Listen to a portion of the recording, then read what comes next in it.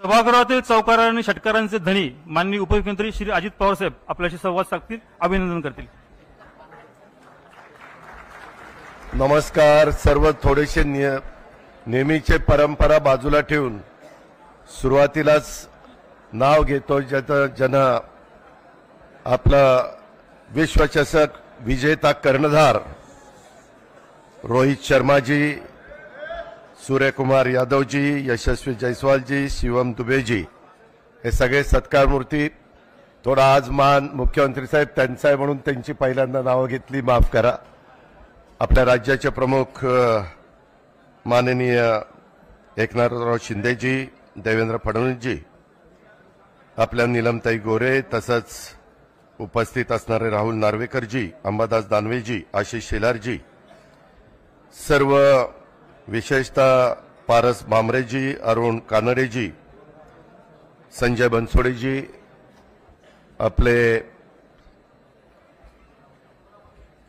चंद्रकांत पाटीलजी, सर्व स्टेजवरचे मान्यवर, उपस्थित सर्व क्रीडा प्रेमी रसिक, जमलेल्या बंधू भगिनींनो, माझ्या तरुण मित्रांनो, मागच्या काळामध्ये अनेक वेगवेगळे क्रिकेटमध्ये यश मिळवण्याचं काम केलं, धोनीने केलं, अनेकांनी केलं. परंतु कधी असा दिमागदार कार्यक्रम आपल्या विधिमंडळामध्ये झाला नव्हता.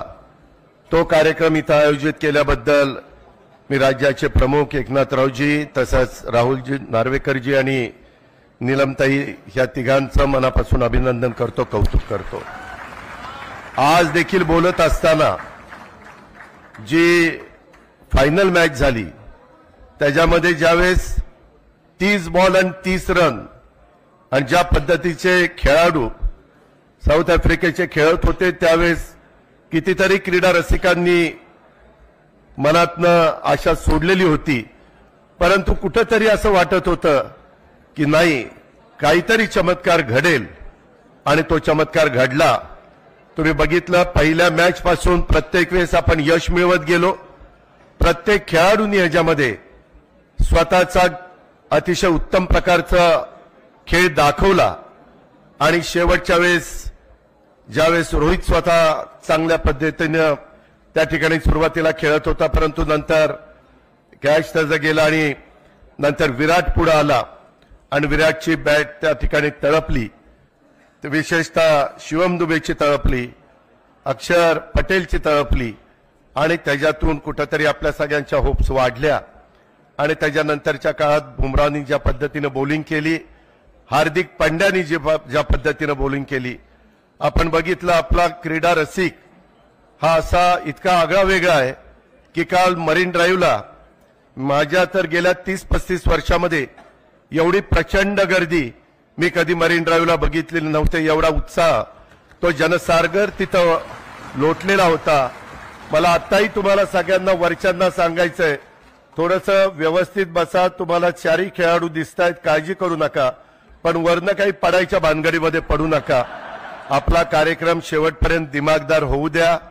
त्याच्यामध्ये कुठेही त्याला म्हणजे आपण त्याला थोडंसं टिपका लावूया आणि दृष्ट लागून देऊ नका. खूप काही आठवणी आहेत आणि ज्या पद्धतीनं तुमच्या माझ्या भारतातले सगळे भारतीय ह्या क्रिकेटवर प्रेम करतात, अशा प्रकारचं प्रेम जगात कुठं पाहायला मिळत नाही, ही पण वस्तुस्थिती आहे.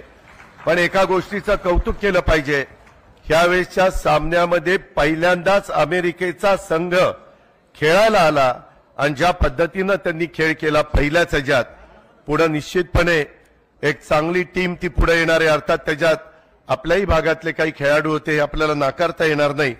परंतु मला मनापासून रोहित शर्माचं, सूर्यकुमार यादवचं, म्हणजे ज्या प्रकारचा तो झेल घेतला, तो झेल किंवा बाहेर त्याचा पाय जरी टेकला असता तरी काही आजचा दिवस तुम्हाला मला बघायला मिळाला नसता. त्याच्यावर सूर्यकुमार यादव, तुझं खूप खूप अभिनंदन, खूप खूप कौतुक. संपूर्ण आपल्या भारतीयांचे डोळे तुझ्याकडे लागलेले होते आणि अप्रतिम झेल तो घेतला. रोहितनं सांगितलंच नसता घेतला तर तुला बघितलंच असतं, पण रोहितने एकट्याने बघितलं नसतं, आम्ही सगळ्यांनीच बघितलं असतं.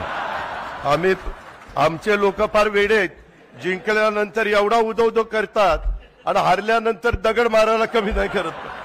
आपल्या इथला खिलाडूपणा कधी आपल्याला पाहायला मिळत नाही. परंतु आज मला आवश्यक सुनील गावस्कर जी असतील, दिलीप वेंगसरकर जी असतील, धोनी असेल, ह्या सौरव गांगुली असेल, ह्या सगळ्यांची, सचिन तेंडुलकर जी असतील, ह्या सगळ्यांची नावं घेतली पाहिजेत की त्यांनी खऱ्या अर्थाने तुमच्या माझ्या भारतामध्ये हे क्रिकेट प्रत्येकाच्या मनामध्ये बिंबवण्याचं काम, रुजवण्याचं काम आणि तो खेळ आपला सगळ्यांचा करण्याचं काम केलेलं आहे. खूप काही गोष्टी बोलण्यासारख्या आहेत. वानखेडेवर पण अशाच प्रकारची गर्दी झालेली होती. ज्यावेळेस 83 साली कपिल देवनी तो वर्ल्ड कप जिंकून आणलेला होता आणि त्यावेळेस सूर्यकुमारनी आत्ता जे काम केलं ते त्यावेळेस कपिल देवनी केलेलं होतं. त्याची पण आठवण आपण कधी विसरता कामा नये. जयस्वाल तर इतका नवखा आहे, अजून तो 22 वर्षाचाच आहे. ज्यावेळेस भाषण करायला तिथं पहिल्यांदा शिवम उठला, जयस्वाल म्हणला मला भाषण करायला नका सांगू, मला काही जमत नाही. म्हणलं फक्त नमस्कार आणि जय हिंद जय महाराष्ट्र असं करून ये. परंतु नौका आहे, तो पण असाच तयार होईल. चांगले चांगले खेळाडू नाही. रोहित, तुम्ही आता इथनं पुढं या 2020 खेळणार नाही, परंतु 2020 बघत असताना रोहितची आठवण आल्याशिवाय भारत कधी गप्प बसणार नाही. त्याबद्दल रोहित शर्माचं पण मी मनापासून त्याच्या सगळ्या टीमचं कौतुक करतो, अभिनंदन करतो आणि त्याच्या मनात पुढच्या एकंदरीत वाटचालीमध्ये जे जे त्याचं स्वप्न असेल ते स्वप्न त्याचं आणि त्याच्या सगळ्या सहकारी मित्रांचं साकार करण्याच्या करता निश्चितपणे परमेश्वरांनी त्याला प्रेरणा देव, त्याच्या पद्धतीचे आशीर्वाद देव, अशा प्रकारची आपल्या सगळ्यांच्याकडनं विनंती करतो. आणि खूप एक चांगला कार्यक्रम इथं घडून आणल्याबद्दल आणि चारही खेळाडू इथं उपस्थित राहिल्याबद्दल मी त्यांचं तमाम महाराष्ट्रातल्या 13 कोटी जनतेच्या वतीनं स्वागतही करतो, अभिनंदनही करतो, रजा घेतो. जय हिंद जय महाराष्ट्र.